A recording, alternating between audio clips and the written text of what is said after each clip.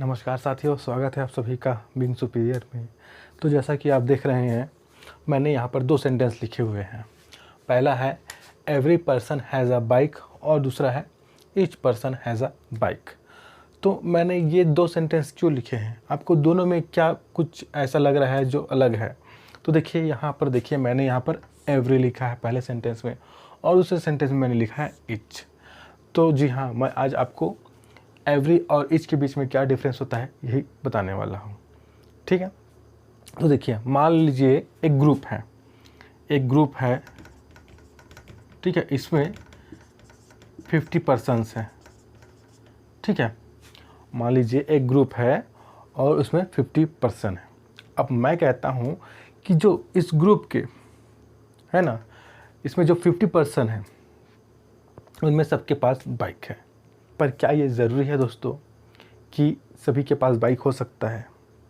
ठीक है, एक जनरल सेंस में लेके चलते हैं। जैसे हम कहते हैं कि आजकल हर बच्चे के पास मोबाइल होता है।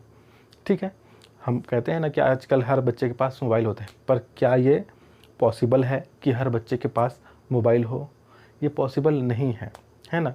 तो इस चीज़ के लिए हम श्योर नहीं हैं। ठीक है, तो जब हम किसी चीज़ के लिए श्योर नहीं हैं और उसे इंडेफिनेट वे में कहते हैं, मतलब हम उसके लिए ये नहीं कह सकते कि ऐसा है ही, हम उसके लिए अनिश्चित होते हैं, एक अनिश्चितता हम प्रकट करते हैं, उस कंडीशन में हम एवरी का यूज़ करते हैं। और जब किसी चीज़ के लिए श्योर होते हैं हम कि हाँ ये है ही, उस कंडीशन में हम ईच का यूज़ करते हैं। जब मैं कहता हूँ कि every person has a bike, तो इसका मतलब होता है कि जो 50 पर्सन है उस ग्रुप में, ज़रूरी नहीं कि उनमें सभी के पास बाइक हो। कुछ के पास बाइक होंगे, कुछ के पास बाइक नहीं होंगे। तो जब हम किसी चीज़ के लिए श्योर नहीं होते हैं और उसे इनडेफिनेट वे में कहते हैं, मतलब अनिश्चित अर्थ में कहते हैं, तो उस कंडीशन में हम एवरी का यूज़ करते हैं। जब हम every person has a bike कहते हैं तो आप ये मान के चलिए कि जितने लोगों के बारे में बात किया जा रहा है उनमें से कुछ के पास होगा वो चीज़ और कुछ के पास नहीं होगा। ठीक है, जैसे यहाँ पर बाइक की बात हो रही है, तो जैसे 50 पर्सन हैं उनमें से कुछ के पास बाइक होगा और कुछ के पास नहीं होगा।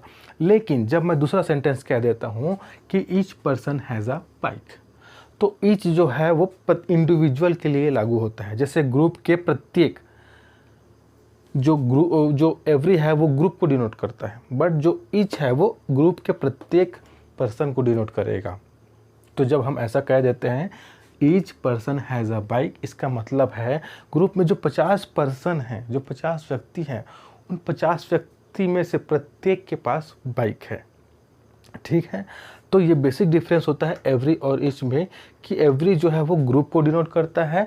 तो जब हम कहते हैं किसी ग्रुप के बारे में कि इस ग्रुप के पर्सन्स के पास बाइक है, तो ज़रूरी नहीं कि जैसे 50 व्यक्ति है तो 50 व्यक्ति के पास बाइक हो। उनमें से हो सकता है 48 के पास बाइक हो, 2 के पास ना हो, 49 के पास हो बाइक, 1 के पास ना हो।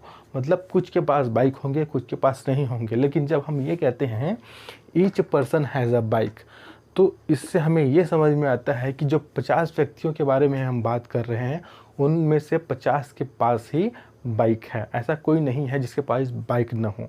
तो जब हम किसी चीज़ के लिए श्योर होते हैं ना, तो हम ईच का यूज़ करते हैं, और जब हम श्योर नहीं होते, इसे इंडेफिनेट वे में कहते हैं, तब हम एवरी का यूज़ करते हैं। तो आई होप आपको समझ में आया होगा कि एवरी और ईच में क्या डिफरेंस होता है।